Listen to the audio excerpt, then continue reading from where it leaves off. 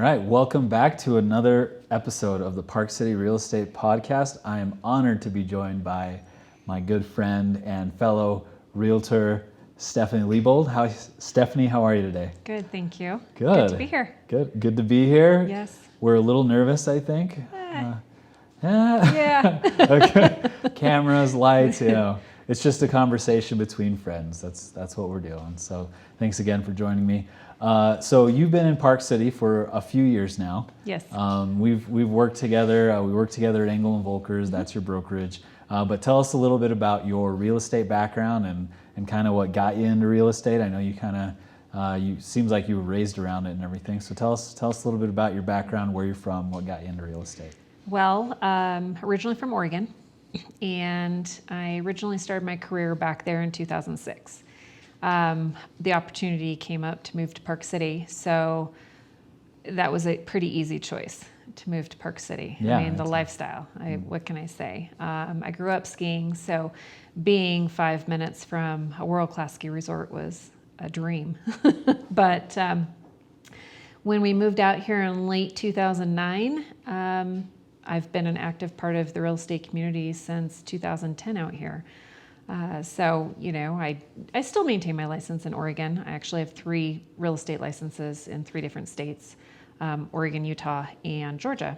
But between Utah, where I primarily focus, and then some business in Oregon.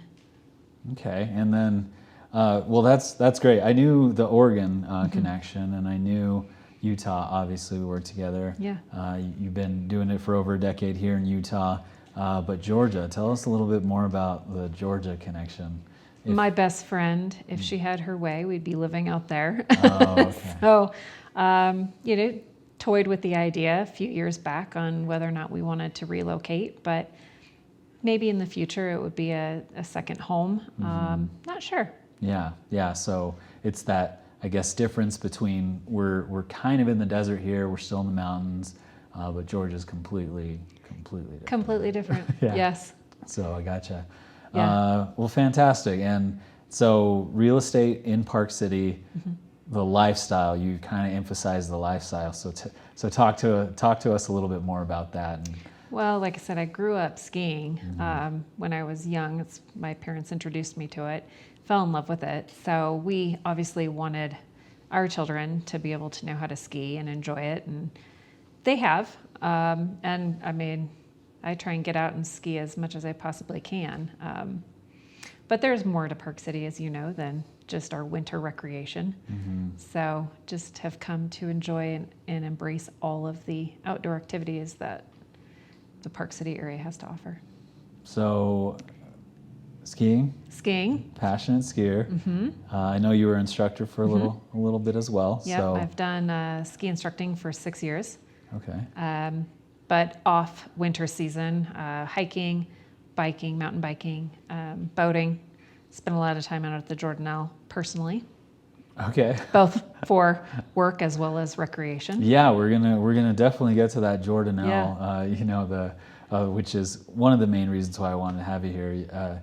So you have a boat, you go out, you water ski too, it sounds like? I don't water ski as much anymore, but okay. wake surfing. Oh, really? Yeah. Okay. See, I avoid wake surfing. Why? It's so fun. Oh, no. See, I was thinking wakeboarding. Oh, yeah, actually. no. I avoid wakeboarding also. Okay. Yeah, I almost got my ear chopped off wakeboarding. That's not good. So we don't do that anymore. No, but wake surfing's a lot of fun. It's nice and chill. Get your, do you have speakers that kind of blast? What music do you listen to? Whatever my daughter puts on. Oh, so it was like, I just let her whatever noise. DJ. Gotcha. Yeah. So she's the DJ. You're Yep. kind of back there surfing. Yeah. Surfing the wake. Awesome. So you had kids that you raised here in the Park City area. Are there still some going to school and everything? So I have one who's a sophomore at the University of Utah, okay. and I have my youngest who is a senior at Park City High, currently also enrolled at the University of Utah, doing both. Oh wow, putting in the work, huh? Yeah, hoping to knock out a year's worth of college education while in high school. Yeah, start off ahead. Yeah. So do they love going to the University of Utah? I know. Well, the 17-year-old, it's all online classes. Oh, okay. So she spends 90% of her time at home. And then the staying out of trouble, I guess, right? So, Yeah, if she's not at home, she's at work. So yeah. Then the oldest, she has kind of a hybrid of classes, in person as well as online. Got it. Well, and little caveat, like you can't really get into trouble in Park City anyways, right? When you're a teenager. Who knows? I've been fortunate that mine did not. Yeah. But knock on wood. That's fair. So you're with Engel and Volkers. Yes. And you're not on the development team at Mayflower Lakeside. You're on the sales team, the real estate sales team. Correct. And so one of the features that we're trying to do here at the Park City Real Estate Podcast is highlight the developments that are going up in the community. And you are the resource for Mayflower Lakeside, in my opinion. Anytime I have a question, anytime I have a buyer, you're the person that I go to for that. So talk to us a little bit about Mayflower Lakeside, the community, what's happened, what's going to happen, as much as you can possibly, talk about, I guess. Yeah. So go ahead. So Mayflower Lakeside is a community on the east side of Highway 40, across from the new Mayflower Mountain Resort that's being built. The community as a whole has 200 townhomes, which will be either 4 or 5 bedroom floor plans, and 180 condominiums. And the condominiums are the 3 bedroom, 2 bathroom stacked condominiums. So there's 12 condos per building. With the location of this development, it's the closest development to the new resort. They will be providing shuttle service from this community. There's a handful of communities around the Jordanelle that will have shuttle service, with Mayflower Lakeside being one of them, when the resort's operational, of course. But everything that has been currently released is under contract out at the development. But there is still plenty of future, opportunities to come. I just don't have a good timeline. Sold out completely sold out right now. Yeah. Do you guys have like a waiting list or something that you? Not really. Not really. Okay. It's just contact you. Contact me. And then you could be in touch when things start to develop. We'll obviously let our local agents know what's happening too, as we know what's happening as well. Okay. So. Yeah. Appreciate that. Can't do it without the community. You're just going to keep it all close hold. No, okay. Can't do it without the community. So. And so the condos are like, what's the size of the condos? They are, like I said, 3 bedroom, 2 bath, and just shy of 1,600 square feet. Okay. So the location, or the layout rather, of the building is there are 4 units per floor. So every unit is a corner unit. Okay. And so depending on what building and the orientation, you'll either get some really spectacular mountain views, or you'll get some really amazing lake views, depending on the orientation of the building. Yeah, so it sounds like just based on the way that it was conceived and laid out and everything, the developer really tried to maximize the views of either the Jordanelle or Deer Valley and what will be Mayflower Resort in the future. And the townhouses, what were the sizes of the townhouses and the bedrooms and all that, the layout? Either 4 or 5 bedroom. 4 or 5 bedroom. Yeah. Okay. So they're 2 or 3 story floor plans. Okay. Square footage, 2,600 to around 4,000. That's a significant amount of square footage to have in that area. So that's pretty good. The 3 story obviously is the 5 bedroom floor plan. That is the largest. Okay. And so what are the views, kind of orientation? Do some of them have views, some of them don't? Some have views in the next release. Some of them will have amazing Deer Valley or lake views. Lake views, okay. And some of them probably peekaboo views of the lake. There might be some that have some western facing Deer Valley views. It's just hard to say. It's hard exactly, because views are very subjective. Yeah. Where do you want your view from? Do you want your view from what room in the house? The backyard, the front yard, side yard. So. Okay, well, and not to harp on that, obviously with any community, you're going to have some that have and some that maybe, don't have the same as the others, right? Right. So that's the townhouses.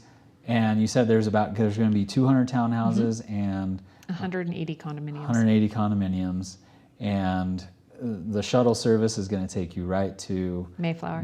Mayflower Resort. Any other community amenities planned in that Yeah. area, or there's just a Jordanelle? Yeah.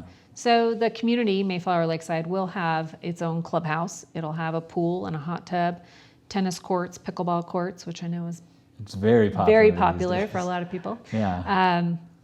Community trails in the community as well. Okay, yeah. So community trails, are they going to access the other trails kind of in the area too? Have connection? I guess I don't really. I'm I guess not we'll have familiar to with that see how trail the community trails system. tie into. I think they're more paved walking trails Oh, okay. as opposed to the single track mountain bike mountain biking trails throughout but Jordanelle. you still have really good access Yes. to those. Yeah. Yeah, just being on that side of the Jordanelle. Yeah, and to the marina, you're just under 5 minutes to the marina. I mean, if you have a boat, if you are interested in that, or even just what is it, paddle boarding, Yep. just great location for that because your access to Jordanelle is unbeatable, right? I guess what got you into construction or like kind of the sales team? Was there something is there a tie there that kind of drew you to being part of the Mayflower team? Well, I grew up in a family of home builders, but I don't necessarily think that was what kind of got me over there. I just think it's relationships. I worked with Mark and John for a few years, and just stayed in contact with them about being a part of the sales team out there. So I think that's So Mark and John. So it's Mark Sletton and John Walker. John Walker. They're the other agents on the. And Stephanie Jelenskog. So there's the team of 4 of us. That's the sales team. I just happen to be the one that handles most of the incoming calls and questions about the development. So Yeah, lucky, and and so when you have those inquiries, you're just like, well, there's something coming, but still working on some of the finer details of the next phases, right? Yeah. Okay. And is there a sales trailer out there that you guys are staffing, manning, anything Not like yet. that? Not yet? Not yet. No. Okay, so. Maybe it'll be something that we're able to utilize, but at this time, we're not able to quite utilize it as a sales trailer. Yeah, I guess so. No sales trailer. So maybe just contact you directly. Yeah, Is to there a- set up some after-hours site visits. Okay. Just because of the high volume of construction out there right now, we're not able to go on site during construction hours. So they've asked us to do any site visits after construction hours. Okay, gotcha. So- Yeah, I know. There's just so much going on there right now. I mean, Yeah. and even just the intersection itself, like exiting from All the 40. road construction on Highway 40 alone. Yeah, so road construction in addition to your construction and Yep. a That's few under. other Those places.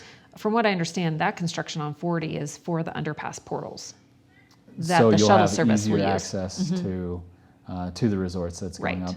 Do you know when Mayflower Resort is supposed to be completed? Are there any sort of details on that you can shed light on? If you can? I read an article just, I think, about a week or so ago that highlighted maybe as early as December 2023 having a lift operating. Oh wow. Okay. The resort itself probably won't be more operational until 2024. Okay. So, which is really not that far away. Well, and to be that close to the resort, a new resort, the newest resort that's going to be going up in all of Yeah. North America, it's actually a really good strategy to get in early. Yeah. For that new construction. Yeah. So. Especially with construction times taking a little bit longer right now. So, Yeah. hopefully we'll see it kind of revert back to faster build times, but I guess we'll find out. Right. So there's been a couple of delays, just like everywhere else. Just right? everywhere. Yeah. Building materials, labor, timelines. Supply chain. Exactly. Like all that stuff that like everybody is dealing with right now. Yeah. That's not uncommon, and just so I know that Jordanelle area, that whole that whole kind of community is probably going to be where a majority of the growth happens in the foreseeable future. Do you know of any other like kind of insider information of like what's going up? Is there going to be like restaurants, retail, like commercial shopping, anything like that? That's Over on the mountainside? Yeah, kind of on the Jordanelle side of things. Well, I expect that they're going to have all of that as the resort comes to, life. Certainly they're going to want to have après-ski and things there. There's going to be hotels. There's going to, I'm sure, be commercial restaurants, shopping. Yeah, so all the stuff that you'd get, I guess, with the at resort. like Park City or Deer Valley or, any of the other ski resorts that you would visit. I'm sure they're going to offer the same here at Mayflower. Gotcha.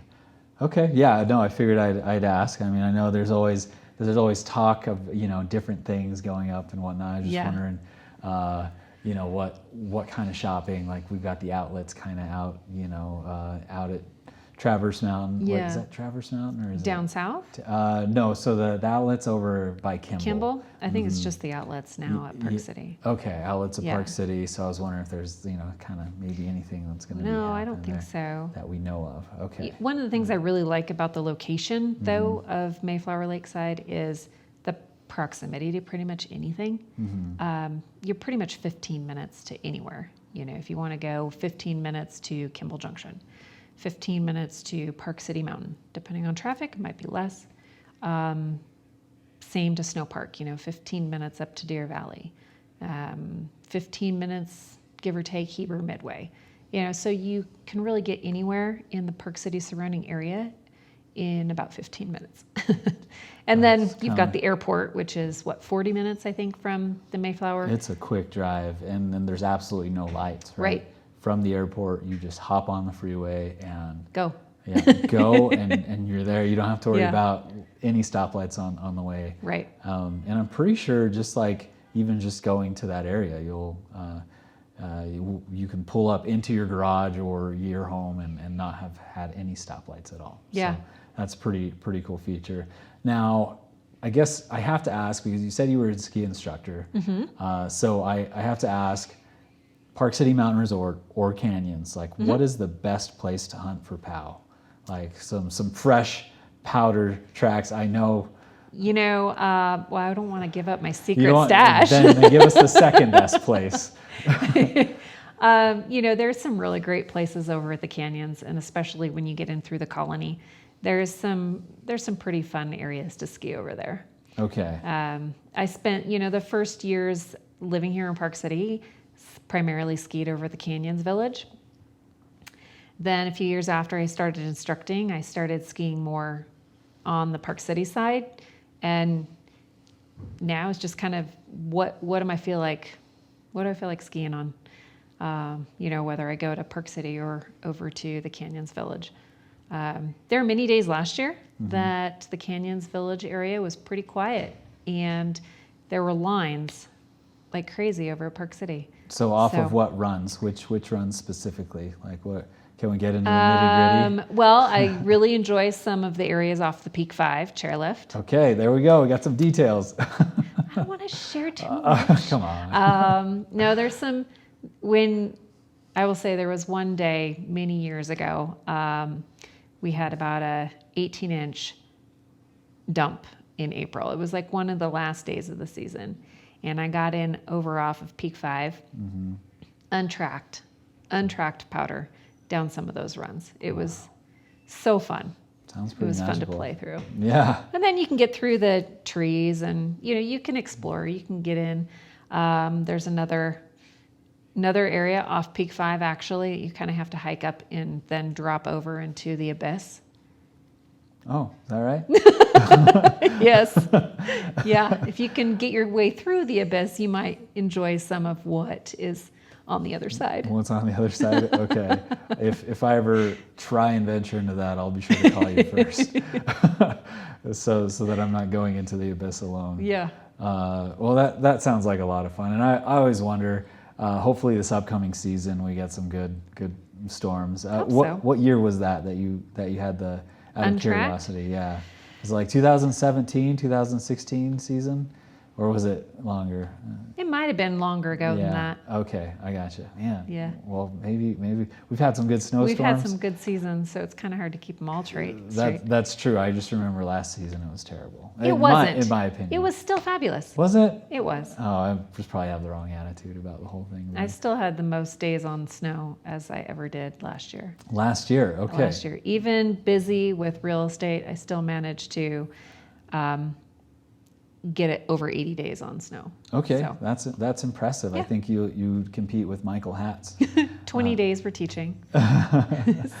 So 60 days were where you just you got lunch, I guess, Yeah. essentially. Yeah. Out on the mountain. training, lunch, Yeah. play. Yeah.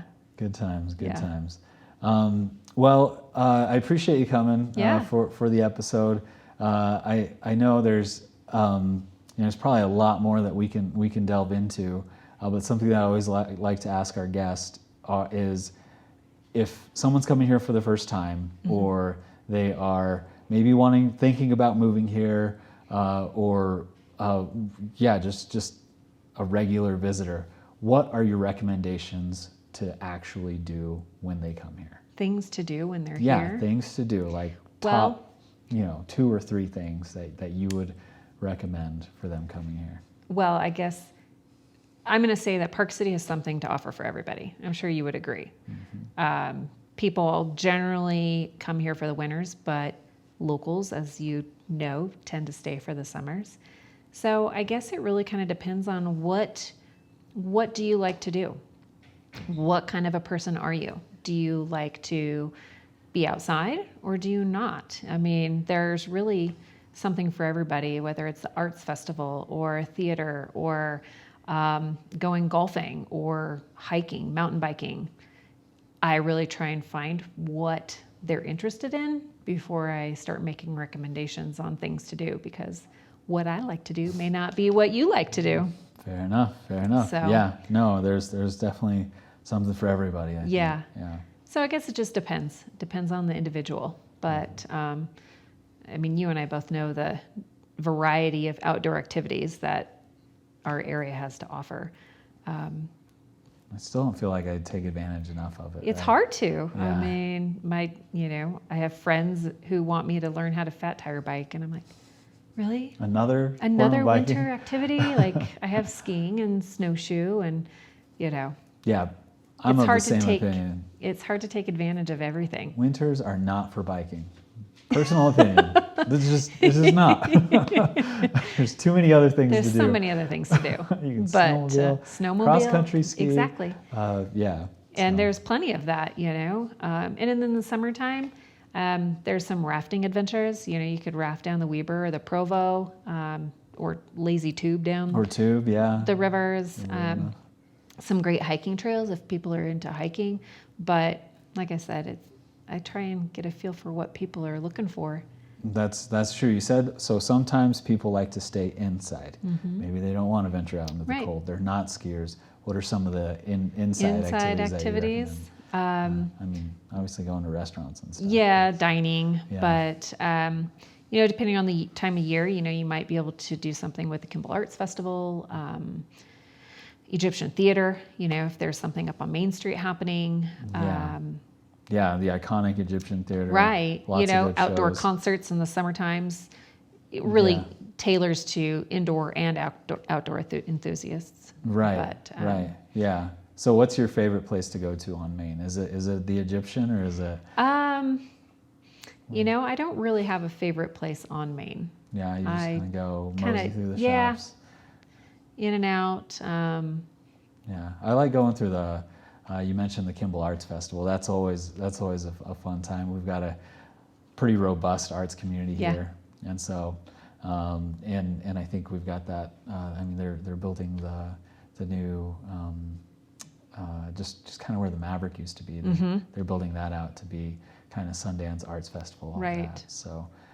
Have you ever been in the actual like Kimball Arts Center? I've never haven't. been there. Yeah. So. No. Oops. I know. Always something to There's do. always something to do, and it's hard to do it all. Yeah. This year, Yeah. I really attempted to try and go to the Hot Air Balloon Festival.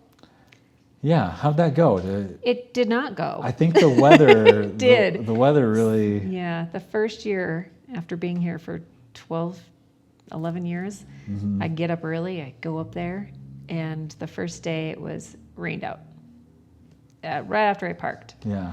Had to get back in my car and leave. So I attempted day 2, and it was too much wind. So the balloons weren't even able to inflate, and so it was kind of a bust of a weekend, which was disappointing. I was up early for no There's good always reason. next year. There's always next year. Or go to the Balloon Fest somewhere else. I don't know. I hear I don't know. Albuquerque has a good That's one. what I've heard. Yeah. So I don't know. Maybe I'll give it a shot again. Yeah. But, Who knows? Who knows if you have to wake up early on a weekend? Yeah. All right. Well, I think that we're kind of at time here, Okay. but I do appreciate you coming. Yeah, thank you. And hopefully when we get that info on Mayflower Lakeside, we can reach out to you. We can hear about that. I would love to hear what's coming. Yeah. So. Even before that happens, if you have people who are interested, reach out to me. I'm happy to answer the questions. Okay. What's the best place to find you? Is it phone number, website? Phone number. Okay. Yeah. Okay, let's go ahead and drop your phone number. Drop your digits. 541. 541. It is an Oregon phone number. Okay. 541-285-8191. Okay, sounds great. Yep. Well, thanks again, Stephanie. Appreciate it. All Thank right. you.